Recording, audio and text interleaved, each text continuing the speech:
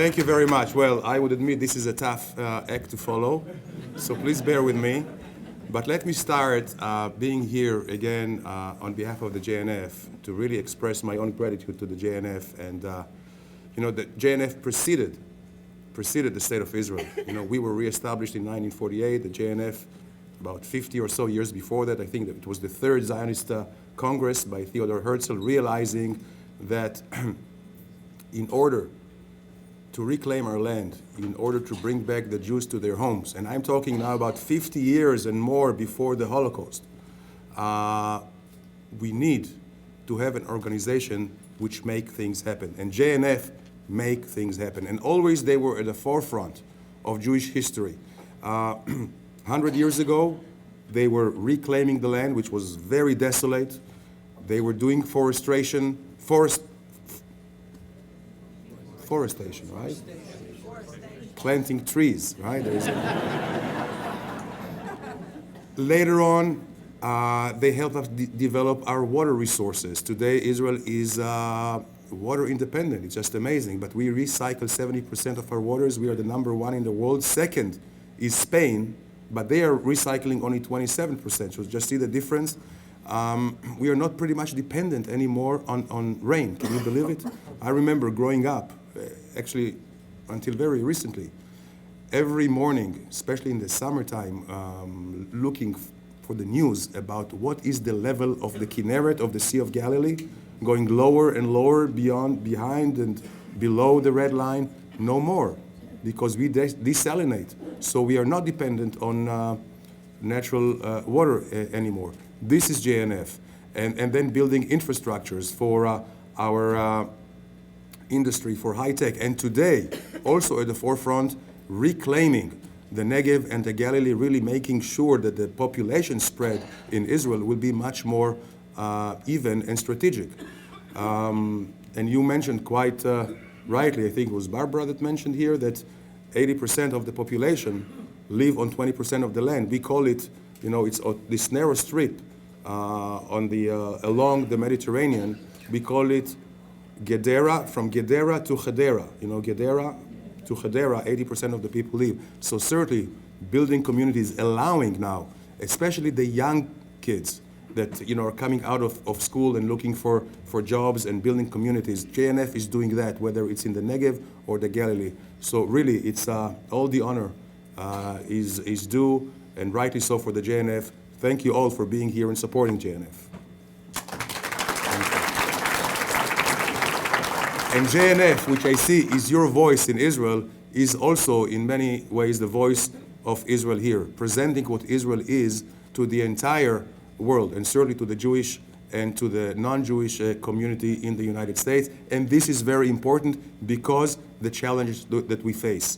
And the challenge today that we face as a state and as a Jewish people is delegitimization, incitement campaign, which can only be matched or can be seen only in the worst times of history. The blood libels that are being thrown at the state of Israel today have never been put in such blunt way since the Holocaust and before, and the historic blood libels.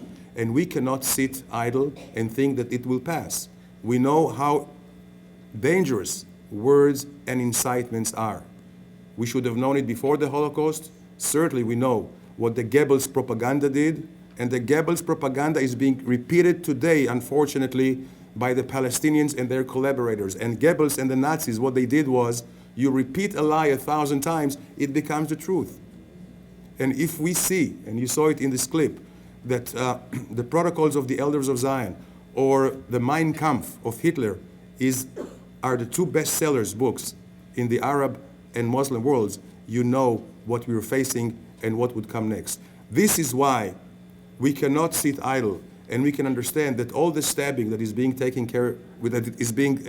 place today in Israel, all the terror is not just coming out of thin air. It's because of this very dedicated campaign of incitement against the Jewish people and against the state of Israel. We must understand that this is part of a grand strategy. You see, if we look at the history, since we reestablished our state. And the terminology is also very important because the terminology is also very much used against us. Israel was not created in 1948. We were created 4,000 years ago. We were recreated. We were reestablished as a sovereign, as a political entity back in our own homeland about 68, 69 years ago. And since then, there wasn't a moment of peace. There wasn't a moment of reconciliation or coexistence.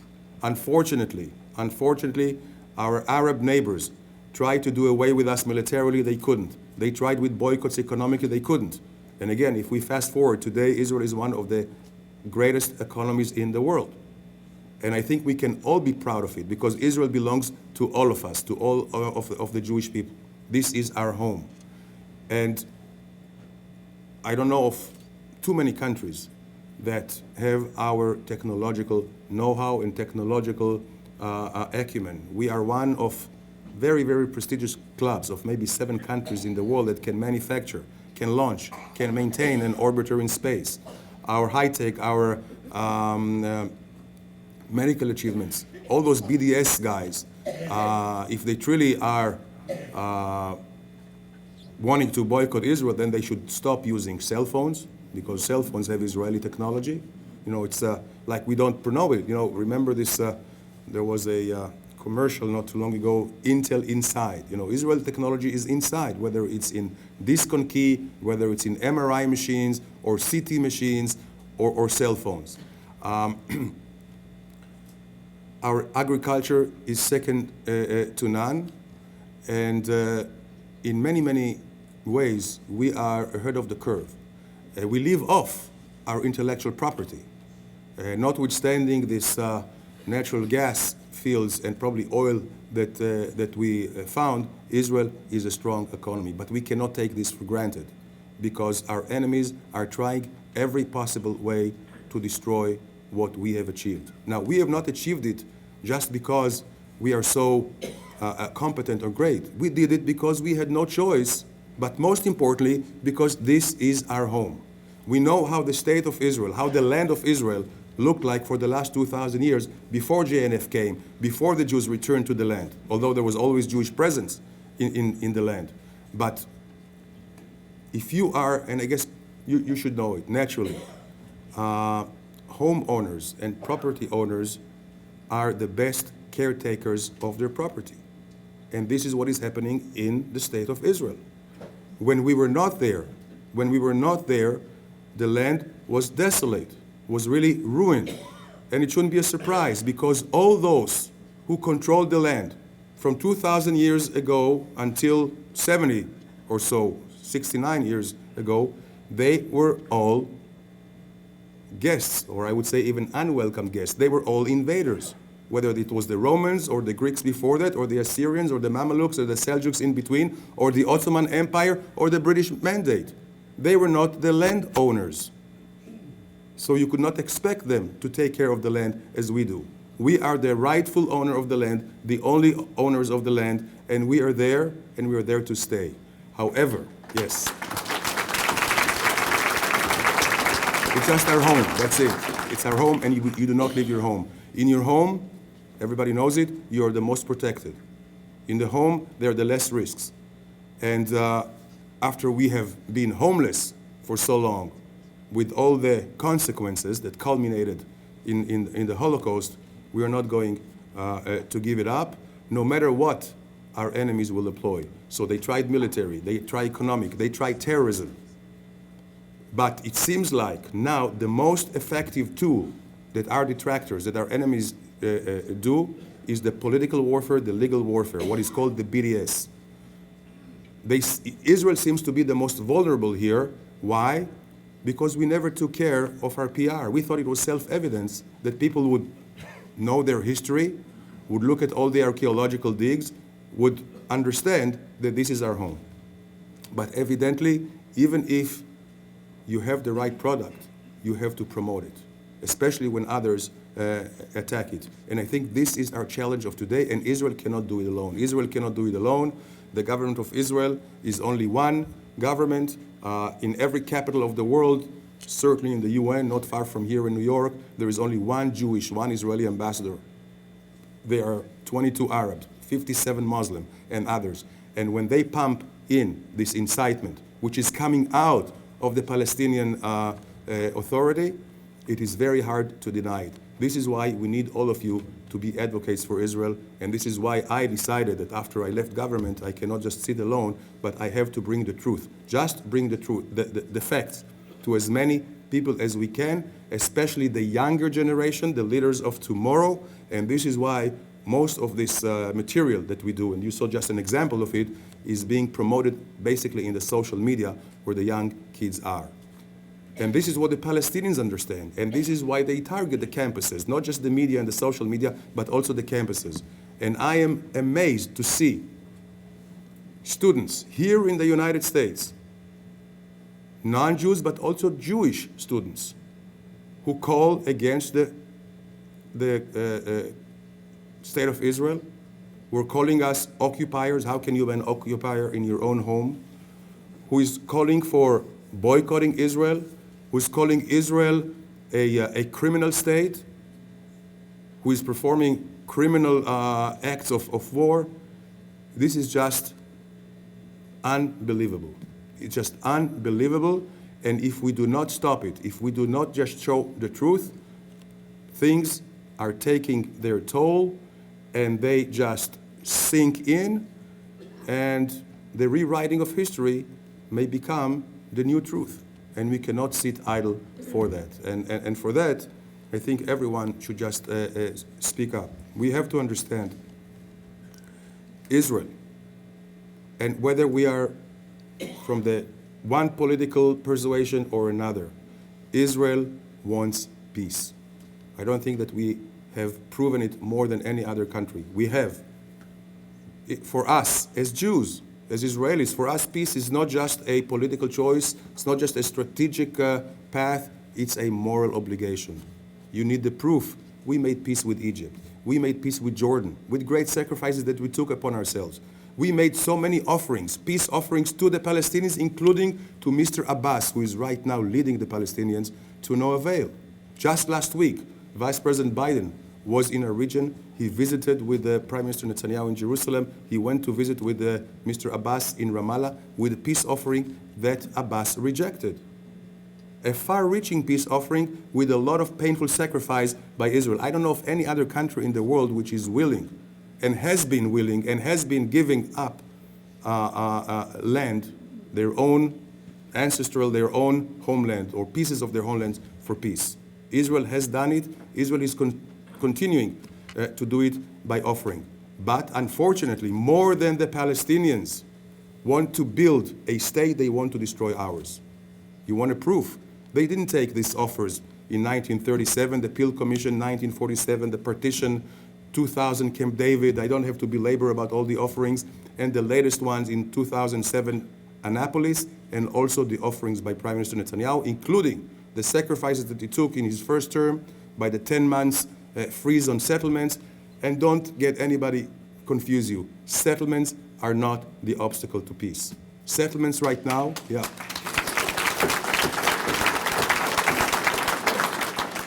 If we do have a partner to peace, not just as a piece of paper, a partner to historic reconciliations and coexistence, when we know that the claims are no more there against us, then I can assure you we have proven that the settlements are not the problem. We have taken out, uprooting 21 Jewish communities in Gaza, and we saw the result. So when the BDS people tell us that Israel doesn't want peace, I think they have to prove it. And the proof that we have on the ground is very, very stark. If we do not want peace, as the Palestinians do, then the question is, first of all, why do the Palestinians, and I'm talking about the Palestinian Authority, not just Hamas. Hamas, everybody knows. Nobody tells Israel to negotiate with Hamas because Hamas says they want to annihilate, destroy us all. They're part of the Muslim Brotherhood. They are the tip of the iceberg of this really political or militant or radical Islam, which is out to get not just the Jewish people, but all those who are are infidels in their own minds. And I think this is also something which people have to understand. Here in the United States, as in Europe, I think they're beginning to get it in Europe. The way Israel goes, so does the entire Western civilizations. The way Israel goes, so does the Western world. Because we are being attacked, not only because we're being Jewish, because we represent the Judeo-Christian heritage, because we represent Western civilizations. I think now it is more evident, and I hope it will sink in among all those who are trying to put an imposition or to really force Israel to positions that it cannot take, positions that will really compromise our security and future. So the Palestinians, if they do want peace, and again, Palestinian Authority, not Hamas, why is it that they still teach in their curriculum all this incitement? Why do they still teach that the land of Israel or Palestine belongs only to them? Because in their books, not only that they claim Judea and Samaria, the West Bank, or Gaza, which they claim the Galilee, they claim the Negev, they claim Tel Aviv, all of it. They have not stopped doing that. Does that mean that they want peace? Number one.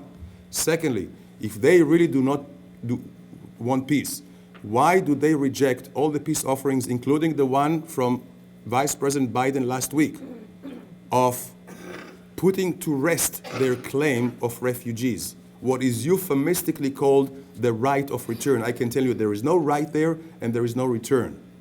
All the original, yes.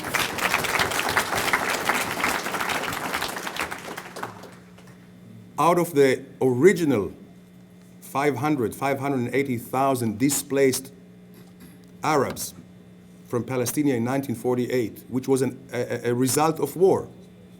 We have to remember there was an equal, even larger number of Jewish refugees. You don't hear about Jewish refugees because they were all absorbed by our country, by Israel, which was the host country. According to international law, these refugees or these displaced people should have been absorbed, given civil rights and human rights and passports and everything that you do as a normal country to them. They have not done it. Certainly not to their descendants. We're talking about the second, third generation which have been born in these host countries. They should have been full citizens of these countries. So there is no return. They were not born even in Israel or in Palestine. Anyway, as long as the Palestinian Authority reject the compromise, and the compromise has been a natural compromise, just as Israel accepted and took care of 890,000 Jewish refugees, so should they do with those descendants of the original displaced people of the Arabs in 1948. If they still insist that they will have the right or they will come to Israel, that doesn't mean peace. I don't know of any country or any nation-building process in history where you want to put your people in a different country. So this is, again, something which I think we all are entitled to be suspicious. If they claim that they want to build a state, for the first time in history, there was never, ever a Palestinian state. If they want to build a state, how come they want their people to come to a neighboring state to ours? So this is the second point that we have about who wants peace and who is the obstacle to peace. And the third one is the Abbas claim that not in 1,000 years, and I quote him, that not in 1,000 years he will recognize Israel as the homeland of the Jewish people. This is also something which is unmatched in diplomacy and international relations, because the very basics of reconciliation is the recognition and the respect of the other's self-determination rights. We have, especially in the Oslo, Israel has respected and accepted the rights of the Palestinians for self-determination. They can self-determine themselves as the way they want. Reciprocity compels them to respect and accept our right for self-determination, and it so happens that we determine ourselves as a Jewish state. What can we do? This is our DNA. And And by being a Jewish state or a homeland of the Jewish people, it's not just on the basis of religion. I mean, I don't have to explain too much here. The Judaism is not just a religion. It's a way of life. It's traditions. It's the minhagim. It's a whole civilization. So by Mr. Abbas saying that he will never, ever recognize Israel as the Jewish state, that also shines a very, very red light of danger to us before we come to make any compromises, because that means he does not mean the end of conflict, and he does not mean the end of claims. Because if he does recognize Israel as the homeland of the Jewish state, then he cannot keep the incitement and he cannot keep the curriculum of the Palestinians that they claim our land as well. So we should judge the Palestinians, and especially the Palestinian Authority, not but what they say. Yes, he says he wants peace, but what kind of peace? But we have to judge them by their deeds. And unfortunately, what we see here a two-pronged attack, where the Hamas is attacking us on the ground, and the Palestinian Authority is helping them with attacking us politically with BDS all over the world, and especially targeting now the United States, with the aim to delegitimize Israel, to render it a pariah state, to isolate it, to make it much weaker, and not less importantly, they're trying to take away Israel's right for self-defense. So whenever you see, unfortunately, too many times in the press, international press, you see the Arab terrorists of today, the Palestinian terrorists of today, which, by the way, they're not on Hamas. Most of them come from the Palestinian Authority, and guess what? They're being glorified by Abbas and his government. They're being financed by Abbas and his government, and now, of course, they have the huge help, financial help from Iran. Iran, after unfreezing their assets, they have extra cash. So Iran today promises and commits $7,000 for each Palestinian that kills a Jew. And if he gets killed in the act of self-defense that we take, then they give $25,000 to his family. And this is not only not condoned by Abbas and the Palestinian Authority, it is being encouraged. And it's being recognized by giving honors to those who kill Israelis. So how can you say, as the BDS movement say, Israel doesn't want peace, the Palestinians want peace? They really want peace by stabbing Israelis, by killing Israelis, by not recognizing Israel's inherent rights. This is what they do. And what is self-evident to us, unfortunately, if it is not told, and has to be repeatedly told, is being ignored. It's being ignored by the media internationally, it's being ignored by social media, and it's being ignored, unfortunately, by youth groups, youth organizations, and students. So, to all those BDS, including, unfortunately, some of our own students, Jewish students, to all those who call for BDS against Israel, I would say, better focus your pressure on the Palestinians, call for the stop of incitement and the stop of terror and the stop of killing Jews just because they're Jews. Just do this first, and then we will talk about a political compromise. And to those who are thinking that Israel can be delivered to the negotiating table as part of the menu. You know, in the Middle East, we have a joke, we have a saying that if you're invited to a dinner in the Middle East, you better check the menu before, making sure you're not on it. Well, the BDS people also are being misguided, because not only they are not promoting peace, but they are impeding peace, because they are locking the Palestinians into this intransigent position.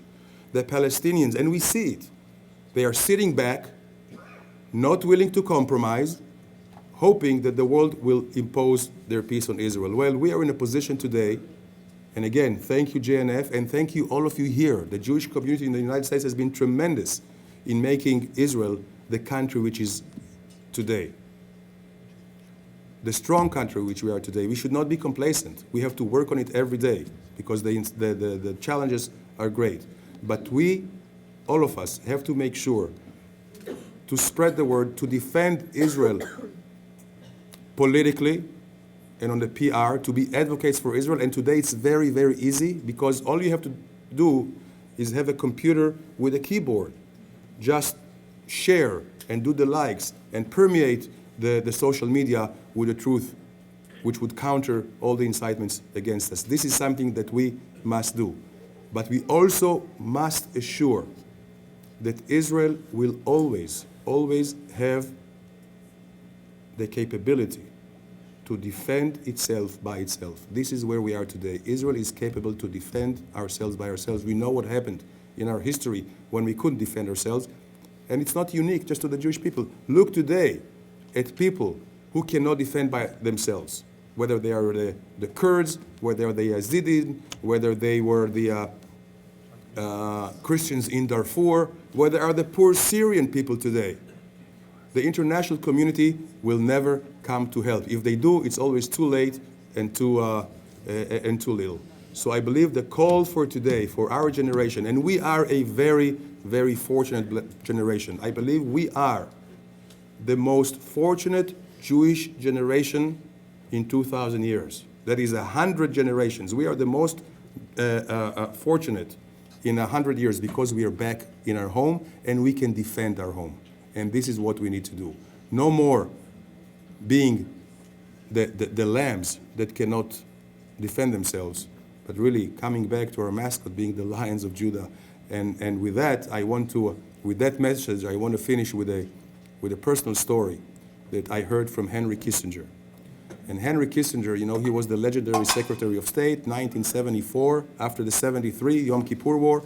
He came to the Middle East, tried to make peace. He was doing all his shuttle diplomacy in Jerusalem, Damascus, and Cairo. He was very busy, but when he had some downtime, his people took him to the Biblical Zoo in Jerusalem. Heard about the Biblical Zoo in Jerusalem.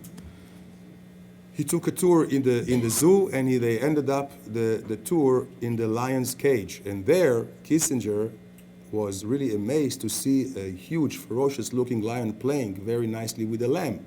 He couldn't believe his eyes. He turned into the manager of the zoo, saying, "Wow, how did you make this Isaiah prophecy right here on earth? I need to learn from you because I need to make peace in Vietnam, here in the Middle East. Tell me, what is the secret? How do you make this lion and lamb play nicely?" He said, "It's very easy." He said, "How do you make this lion not eat this lamb alive?" "Very easy. I just bring a fresh new lamb every day." Israel will not be the lamb anymore, and thank you very much for making sure that this is the case. Thank you.